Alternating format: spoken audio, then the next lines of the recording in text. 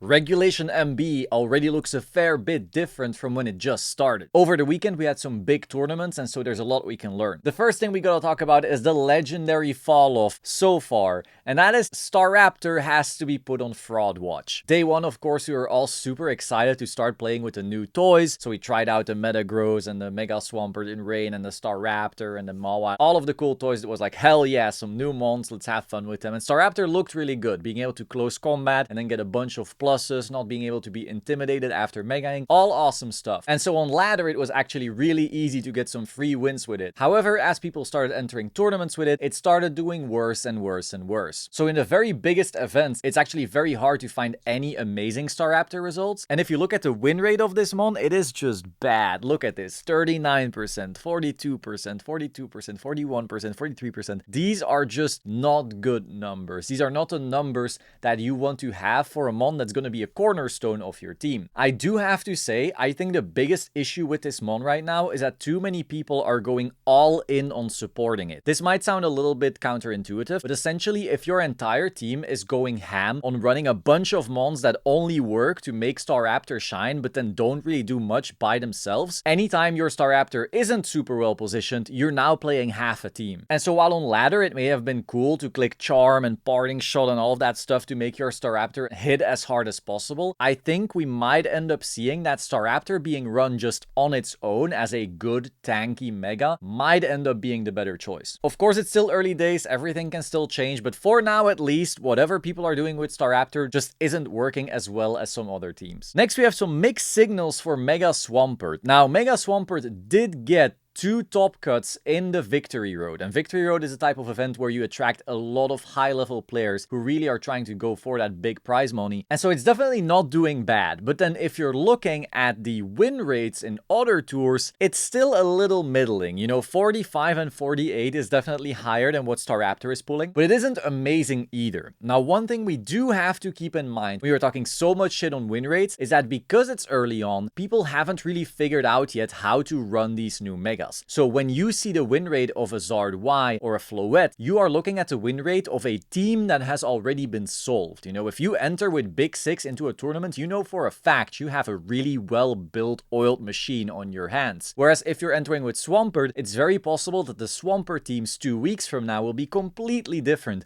and therefore also just work better. So it's best to not stare yourself to death at just these win rates just yet. They're just an early indicator of where things are heading. Swampert is putting up some real results, kind of unlike Staraptor, so right now I'm just putting it in the mixed signals bag. What's not in the mixed signals bag, however, is my band AAA Void. We are releasing a new song in a week and a half, so please go pre-save it on Spotify, link will be in the description. Next we have Mega Mawile. Now this is one people have been asking me in the comment section to talk about, and I'm kind of stoked for this little fella. I'll call it Tinkaton on steroids from now on. It has an incredible typing, it has insane amounts of damage output, it also got a top in the Victory Road, and if you look at the team composition it was on, it kind of looks like a Zard Tail Room type team, which is very interesting. It reminds me a little bit of P2 Ursa or something along those lines. But once again, if you look at the win rates, not so stellar. Not Staraptor bad, but also not Floyd amazing. Again, keeping in mind, it's still early days, there's still a lot of bad Mawile teams in those win rates. You gotta make a few shit teams before you make a great team. The issue is, are you willing to give up your mega for that type of slot? And sometimes the answer is gonna be no. Huge power on 100 or 105 attack though is insane, so something has to be done with this damage. We'll see if the Still Room team will end up being the best thing to do with that output. Next we have some more mixed signals, this time with Metagross. So once again we have 2 top cuts with Metagross in this Victory Road. Like I mentioned earlier though, I looked at all of the bigger MB events so far, and so 2 VRs, really solid. Also won a big Limitless tour, very important. Win rates though, once again not amazing, but a fair bit higher than the things we've seen so far. You know, if 44 is your lowest and the rest is 49. Over time, as people solve better comps to run it, and that might end up becoming a good number. Once again though, just to put those numbers into perspective, Floette is currently putting up these numbers.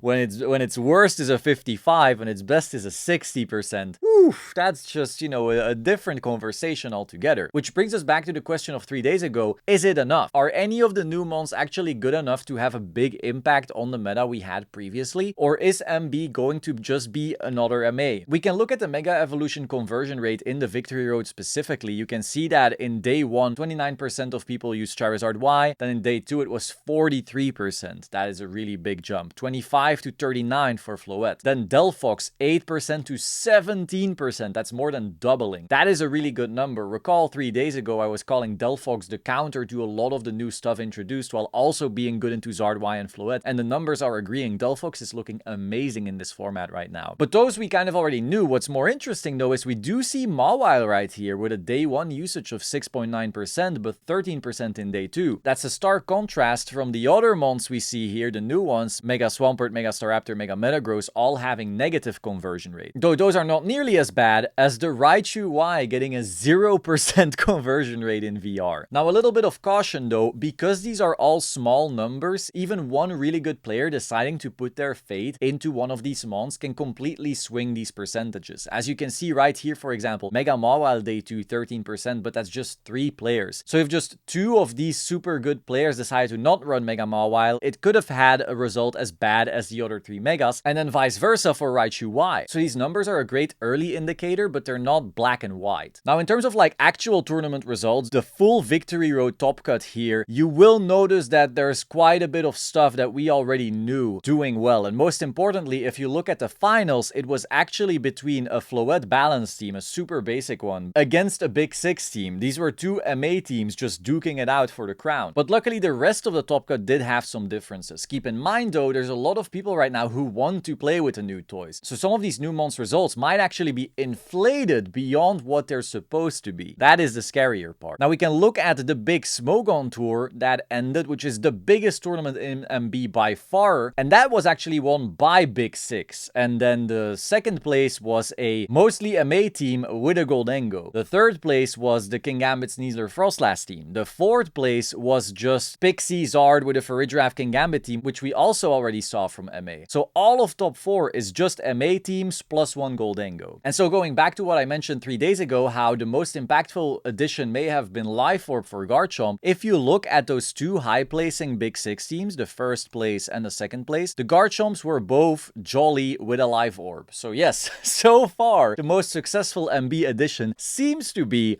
Live Orb Garchomp. That being said, I do want to have some more fun, positive notes here as well. So we actually saw a Sand team doing very well with Houndstone. So if you don't know, Houndstone is a Sand Rush mon. So whenever Sand is up, it's getting double as fast. And Excadrill is usually the Sand Rush user, but Houndstone is interesting because it gets Last Respects just like Basculegion, but it also gets Will-O-Wisp. So suddenly you have a really fast Will-O-Wisp user, which is just great in a format full of these physical threats. And as you know, Last Respect sweeps in endgames are also incredible. So you could try to play something like T-Tar, Excadrill with a Houndstone in the back, try to nuke some of your opponent's mons, swap out T-Tar, reset your Sand, and then set up an endgame where Houndstone starts sweeping just like a Basculegion would. Only you get to play this cute Woof instead of the cute fish. Another cool team, of course, was the Pyroar team created by Matteo. I had him on the channel a few days ago, and people seem to love that team a lot. So much so that even Elizabeth, one of the best team builders in the world, actually ended up using it in the latest Smogon tour and also doing pretty well, going 9-3 right here. So yeah, when Elizabeth decides to grab your team, you probably did something right. Speaking of doing something right, you should pre-save my band song right now. See the act you play, but it's not